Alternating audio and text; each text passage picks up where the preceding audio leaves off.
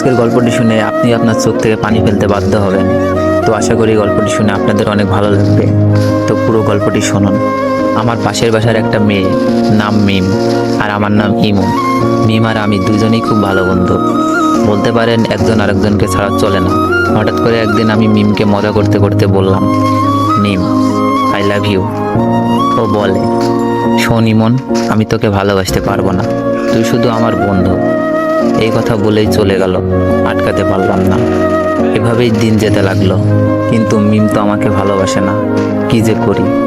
বলতে বলতে মিমের ফোন। ওই ইমন, কি করছো? তোর কথাই ভাবছিলাম মিম। চুপ থাক, খাইছস? না, তুই খাইছস মিম? হ্যাঁ খাইছি। তুই এখনই খেয়ে নে, আর মাঠে তাড়াতাড়ি আয়। আচ্ছা, বলেই লাফাইতে লাগলাম। মিমের মনে হয়তো আমার জন্য ভালোবাসা জাগছে। তাড়াতাড়ি খেয়ে গেলাম, গিয়েই বললাম, কিরে মিম, হঠাৎ জরুরি তলব? সামনে আমাদের এক্সাম রে, খুব টেনশনে আছি। কোনো চিন্তা করিস না, ফেল করলে তোরে তো আমি বিয়া করবো, তারপর 2টা ক্রিকেট খেলার টিম বানাবো, তোর এক দল আমার এক দল। বলেই হাহা করে হাসি দিলাম। কিন্তু হাসি দেওয়ার পর যা ঘটলো তা আমি কেন আমার চোখও বিশ্বাস করতে পারলো না। এমনভাবে আমার গালে চড় মারলো যেন গাল দিয়ে ধোয়া বের হচ্ছে। চড়টা মেরেই মিম বলা শুরু করলো, তোকে বন্ধু করে জীবনে বড় ভুল করেছি, আজ থেকে আমাদের বন্ধুত্ব এখানেই শেষ। বলেই চলে গেল। আর আমার চোখ দিয়ে বৃষ্টির মতো পানি পড়ছে। কিছুই বুঝতে পারলাম না, খুব খারাপ লাগছে। শেষমেশ বন্ধুত্বটাও শেষ। কেমন জানি স্বপ্ন স্বপ্ন লাগছে, তাও কিছুই করার নেই। অশ্রু ভরা চোখ আর বুক ভরা কষ্ট নিয়ে বাসায় আসলাম। এসেই শুয়ে পড়লাম। বালিশটাও ভিজে গেছে। পুরনো স্মৃতিগুলো মনে পড়ছে। প্রতিদিন ওকে ফোন দিয়ে ঘুম পাড়ানো, ঘুম থেকে জাগাতাম। দিনে কমপক্ষে 100 বার ফোন আর মেসেজ তো আছেই। সব স্মৃতিগুলো মনে পড়ছে। আমাদের বন্ধুত্ব শেষ হলেও আমি ঠিক আগের মতোই ফোন দিতাম, মেসেজ দিতাম। মিম খুব বিরক্ত ফিল করতো, তারপরও কথা বলতে চাইতাম। হঠাৎ একদিন দেখলাম মিম পার্কে বসে এক ছেলের সাথে হেসে হেসে কথা বলছে, যেন কলিজাটা ছিঁড়ে যাচ্ছে।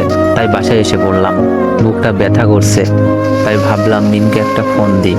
অনেকবার কল হওয়ার পর রিসিভ করলো। মিম, বুকে ব্যথা করতেছে। মিম বলল, ব্যথা করা ভালো, এখন আমাকে ডিস্টার্ব করবি না, পরশু আমার এক্সাম। আমি বললাম, আচ্ছা, নাপা খেলে ব্যথা যাবে? হ্যাঁ যাবে, এখন আর ফোন দিস না প্লিজ, কিছুই পড়া হয়নি। আমি বললাম, কয়টা খাবো? তোর যতটা খেতে মন চাই খা, প্লিজ ইমন, আর না। আমি এবার বললাম, লাস্ট একবার, ভালোবাসিস? মিম এবার বলল, ইমন, এইসব কথার কোনো মানেই হয় না, আমরা জাস্ট ফ্রেন্ড। তোর অনুরোধে কিন্তু দ্বিতীয়বার ফ্রেন্ড হয়েছি, তাই যা বলিস ভালো করে বুঝে বলিস। থ্যাঙ্কস মিম, রাখি। ওকে রাখ, আর ভবিষ্যতে যেন এমন কথা আর শুনি না। ওকে। ফোনটা কেটে দিলাম। একসময় মিম মেয়েটা সারাক্ষণ আমার খবর নিত, এখন আর নেয় না। আর জিজ্ঞেস করে না কাউকে পছন্দ করিস কিনা, আর আগের মতো কি করতে হবে বলে না। হঠাৎ বুকের ভেতরে আবার চিপ দিয়ে উঠলো। বুকটা চেপে ধরে একটু বিছানায় শুয়ে পড়লাম। খুব কষ্ট হচ্ছে। আবার বিছানা থেকে উঠে আমাকে নাবা খেতে হবে। কয়টা খাবো? মিম তো বলেই দিয়েছে যতটা ইচ্ছা খেতে পারে। সবগুলো ওষুধ মুখের ভেতরে পুরে ঘুমিয়ে পড়লাম।